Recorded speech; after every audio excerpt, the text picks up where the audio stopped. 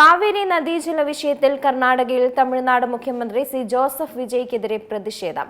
വെള്ളം തമിഴ്നാടിന് വിട്ടുകൊടുക്കുന്നതിനെതിരെയാണ് പ്രതിഷേധം ശക്തമാകുന്നത്.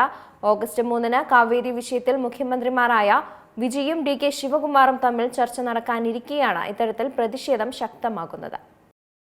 ആഗസ്റ്റ് 3-ന് ചരിത്ര സംഭവമാണ് നടക്കാൻ പോകുന്നത്.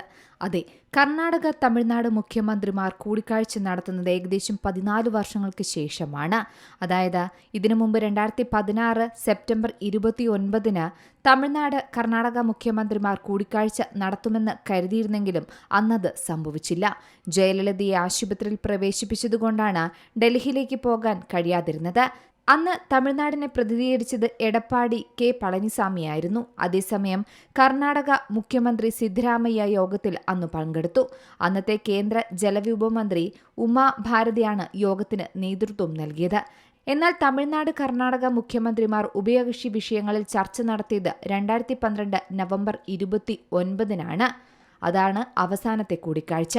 അതിനുശേഷം ഇപ്പോഴിതാ കർണാടകയിലേക്ക് പോകാൻ ഒരുങ്ങുകയാണ് തമിഴ്നാട് മുഖ്യമന്ത്രി സി ജോസഫ് വിജയ്.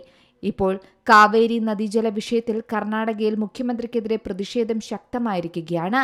കാവേരി നദീജലം വിട്ടുനൽകുന്നതിനെതിരെയാണ് കർഷകരുടെയും കന്നഡ സംഘടനകളുടെയും പ്രതിഷേധം ആർത്തിരമ്പുന്നത്. ഇതുമായി ബന്ധപ്പെട്ട് മുഖ്യമന്ത്രി വിജയ് അഭിനയിച്ച ജനനായകൻ സിനിമയുടെ പോസ്റ്റർ വരെ മാണ്ടിയിൽ വലിച്ചുകീറിയതായ സംഭവം റിപ്പോർട്ട് ചെയ്യുന്നു. സിനിമ പ്രദർശിപ്പിക്കാൻ അനുവദിക്കില്ലെന്നും പ്രതിഷേധക്കാർ വ്യാപകമായി വ്യക്തമാക്കുന്നുണ്ട്. ആഗസ്റ്റ് 3-നാണ് കാവേരി വിഷയത്തിൽ തമിഴ്നാട് മുഖ്യമന്ത്രിയുമായി കർണാടക മുഖ്യമന്ത്രി കൂടിക്കാഴ്ചയ്ക്ക് തയ്യാറെടുക്കുന്നത്. ബംഗളൂരിലാണ് ചർച്ച.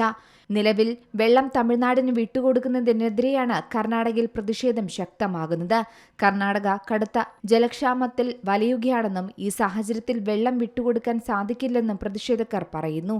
കന്നഡവാദം ഉയർത്തുന്ന സംഘടനകളാണ് പ്രതിഷേധിക്കുന്നത്. ഇത് തമിഴ്നാട് മുഖ്യമന്ത്രി വിജയ്ക്കെതിരായ അമർഷമായും പ്രതിഫലിച്ചു തുടങ്ങി. പ്രധാനമായും കർണാടകയിൽ മഴ കുറവായതിനാൽ കാവേരിയിൽ വെള്ളവും കുറവാണ്. കാവേരിയുടെ ഇപ്പോഴത്തെ അവസ്ഥ കാണാൻ വിജയെ ക്ഷണിച്ചിരിക്കുകയാണ് അതിനിടയിൽ കർണാടക മുഖ്യമന്ത്രി. കർണാടകയിൽ പല ഭാഗങ്ങളിലും കാവേരി പ്രതിഷേധം വിജയ്ക്കെതിരായ പ്രതിഷേധമായി മാറിക്കഴിഞ്ഞു. ബംഗളൂരിൽ കന്നഡ സംഘടനകൾ പ്രതിഷേധിച്ചു.